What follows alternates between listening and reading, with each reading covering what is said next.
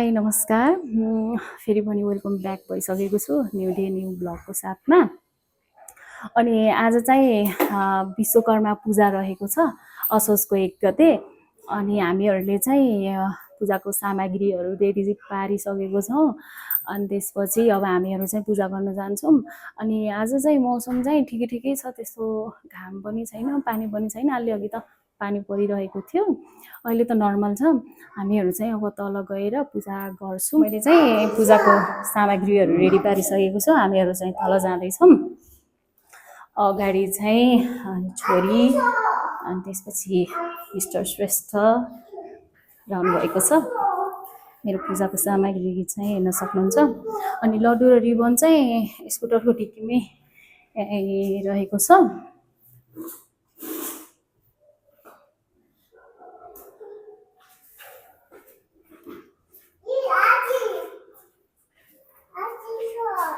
यो रहेको छ हाम्रो पूजा गर्ने ठाउँ।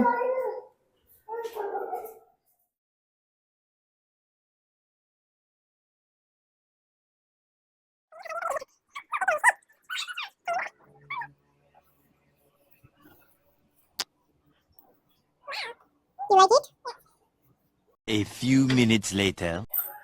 मैले चाहिँ काउलीको तरकारी बनाउन लागेको छु। अघि चाहिँ हामीहरू पूजा गरेर सकेर आइसक्यौँ। अनि अब चाहिँ तरकारी बनाउनु पर्छ अनि खाना पनि बनाउनु पर्छ। आज चाहिँ एकादशी, हामीहरूले चाहिँ खाँदैन एकादशीको दिन। म चाहिँ सुक्खा रोटी बनाउँछु अनि नानीलाई चाहिँ म खाना बसालिदिन्छु। पहिला चाहिँ म यो काउलीलाई कटिङ गर्छु। अनि आज त विश्वकर्मा पूजा, तपाईहरुले पनि गर्नुभयो होला। मैले चाहिँ काउली काटेर चाहिँ रेडी बनाइसकेको छु। अनि यो चाहिँ आलु हो। अनि आलु चाहिँ मैले चाहिँ धेरै राख्दिन, त्यही भएर खासै कसैले पनि खान्न, त्यही भएर मैले थोरै काटेको छु। मैले चाहिँ तरकारी बसाइसकेको छु, काउली र आलु। म अब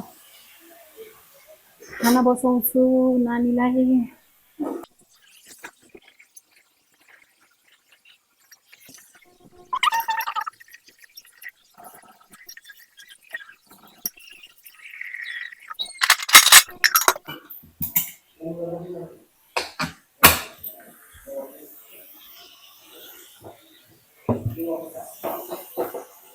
मैले चाहिँ नानीको खाना पनि बसाइसकेँ।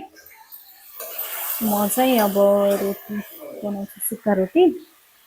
किन भन्दाखेरि आज चाहिँ एकादशी, त्यसैले चाहिँ हामीहरूले चाहिँ खाना खाँदैनौँ। त्यो चाहिँ लगभग 6 बजिसकेको छ। अनि नानी चाहिँ सुतेर बल्ल उठ्यो, अघि नै सुतिरहेको थियो अनि बल्ल उठ्यो नानी चाहिँ।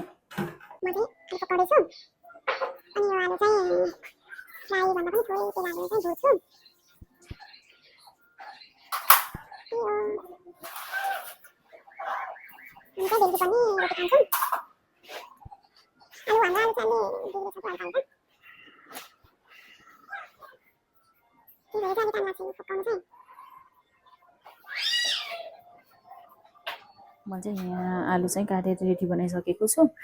अनि म चाहिँ यो प्यानमा चाहिँ बसाउँछु, थोरै जिरा राख्छु।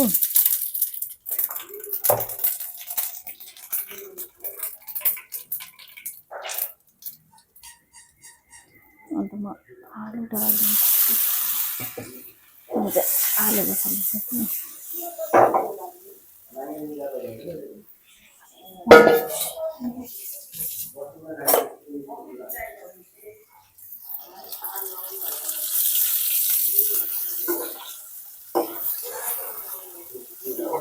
जिरा धेरै भएछ क्या हो।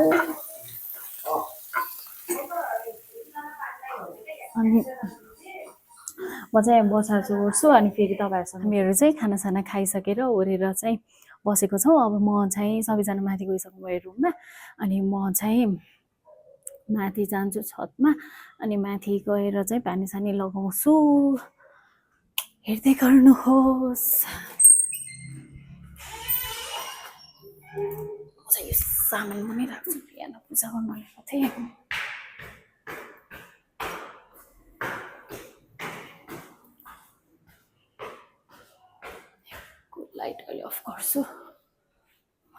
चाहिँ माथि जान्छु लाइट अन गर्छु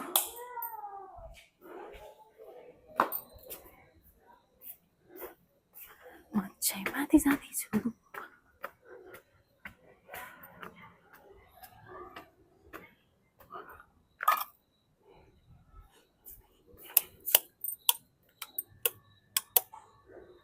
फुलमा पनि पानी लगाउँछु किनभने फुलमा पानी लगाएन भने फेरि फुलहरू मर्छ त्यसैले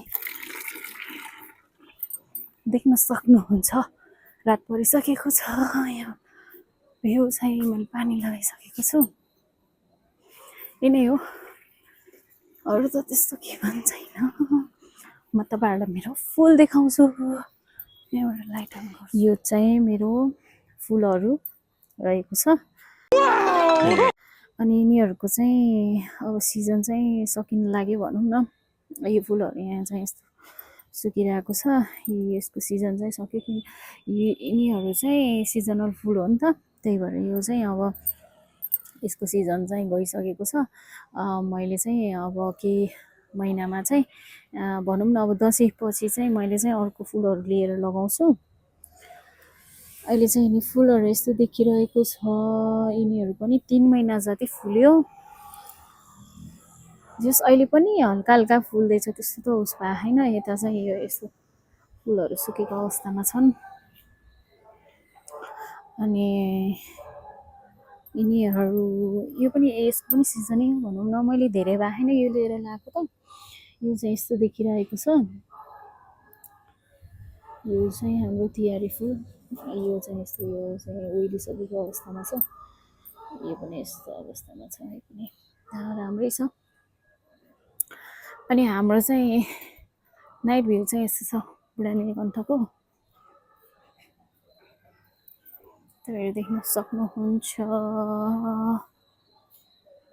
यस्तो रहेको छ हाम्रो फुलमा पनि पानी लगाइसकेँ अनि मैले हिलटेकमा माथि पानी पनि लगाइसकेको छु अनि अब रात पनि पर्यो भिडियोलाई चाहिँ इन गर्नु पर्यो अनि अब अर्कोचोटि चाहिँ फेरि नयाँ भिडियो लिएर आउनेछु आजलाई चाहिँ यति नै हस् धन्यवाद